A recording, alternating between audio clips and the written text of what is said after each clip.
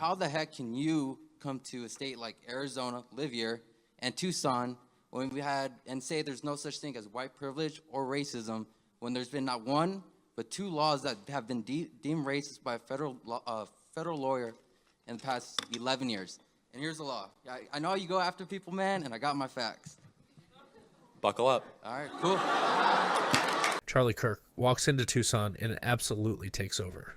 From start to finish, Charlie Kirk shuts down the white privilege myth, exposes race-baiting lies, and keeps the entire room focused on facts. Charlie Kirk doesn't just debate, Charlie Kirk dominates.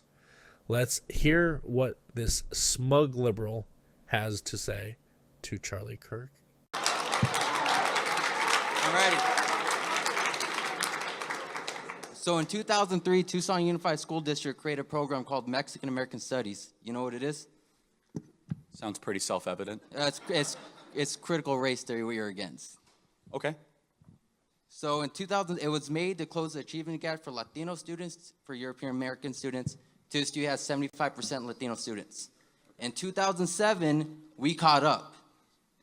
This is right around the time where Tom Horn, the state superintendent, saw this. He called these classes racist, teaching the overthrow of the government. He lied and said they were segregating these schools, segregating the students. But here's the thing, he never went to a class. And he tried 3 different times, in 2007, 2008, 2009, and by 2010, Governor Jan Brewer signed the law that banned these classes.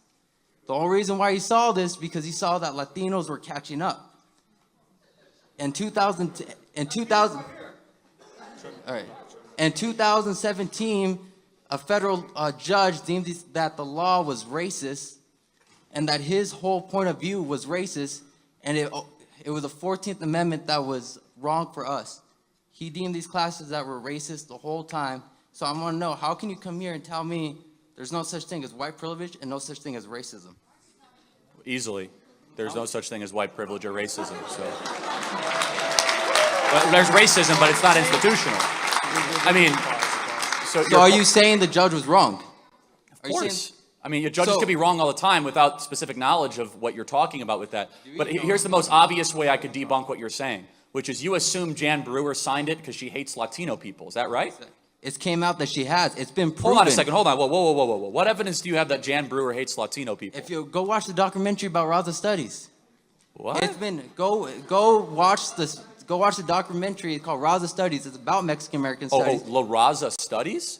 Raza Studies. Okay. Well, yeah, not exactly well versed in that, but what's wrong with that?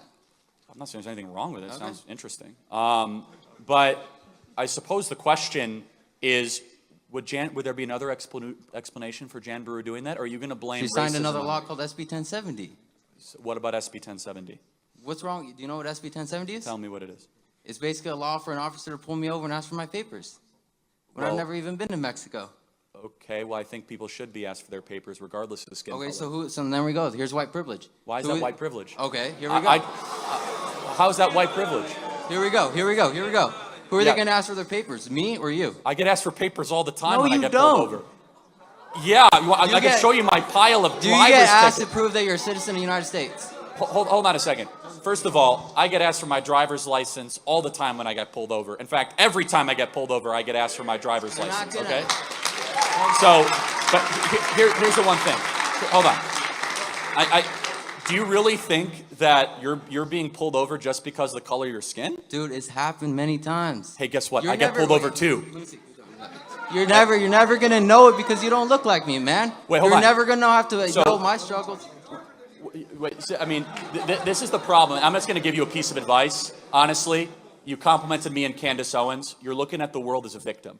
Okay? You're looking at the world as if there's systemic racism and the evil white man that's trying to crush you. It's a lie. It's a lie that is designed to keep you down. It's a lie that is designed to try and disempower you. And white people get pulled over all the time to be asked for their papers. And if a non-citizen does not have their papers, they should be deported from this country if they do not have their papers. So please go ahead.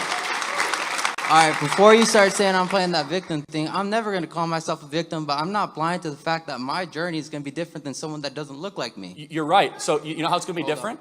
It's going to be easier for you. It's because affirmative action laws benefit people of color above white applicants to certain universities.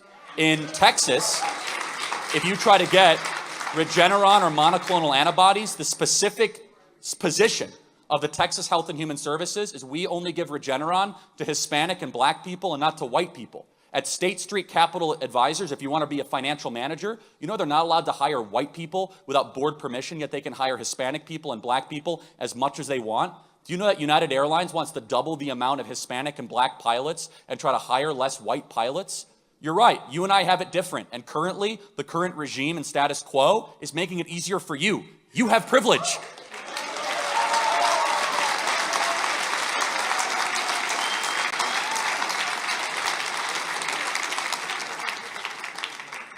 I love how you turn it around after I threw facts at you. You're telling to go backwards like this, but the facts is it's there.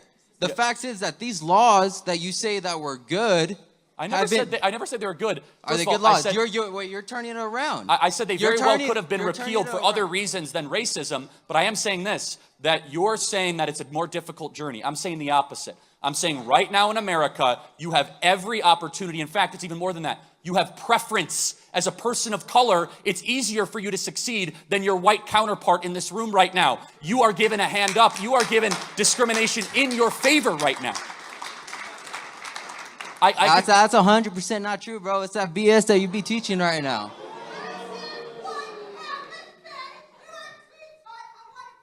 Thanks for being here tonight. Appreciate it. All right, enough. I don't know what she's saying. All right, thank you. Next question. Appreciate it. And let me just say this is the final thing. I encourage you to really think deeply and say, thanks for coming. I encourage you to ask this. Is like, you say that the journey will be different regardless of skin color. And how about this? For our Latino conservatives here, do you like when you hear stuff like this? He doesn't like, and by the way, I just encourage, and he's darker, so yeah. And so, by the way, can you come up? Can you come up to the line?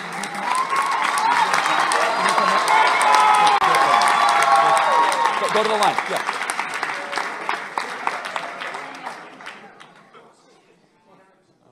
So, I just want to ask our friend, our volunteer, our Turning Point. What's your name? Daniel. Daniel Fuentes. Daniel Fuentes. Daniel, our journey's different. Does skin color matter? Our journeys are not different, bro, because like you say, we're one united under God. I have been pulled over by cops many times. Most 99.9% of the times, these cops have treated me in the nicest ways. Cops that are probably look nothing like me. Every single Turning Point event that I have been to, where obviously I could tell all of my Caucasian brothers and sisters, they have treated me in the nicest of ways. It has always been whites kind of on the left that have always mistreated me. I've gotten more mistreat from whites on the left than on the right for being a Latino conservative. God bless you, and thank you, Daniel. Thank you both. Appreciate it. We'll get to the next question. Thank you. We'll go to the next question. Thank you. Let's go, Brandon.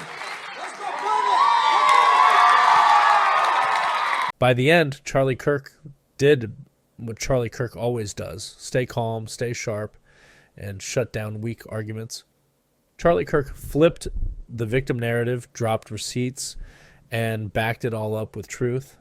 Charlie Kirk proved once again that no matter how smug the opposition, Charlie Kirk brings the facts and walks away with the win.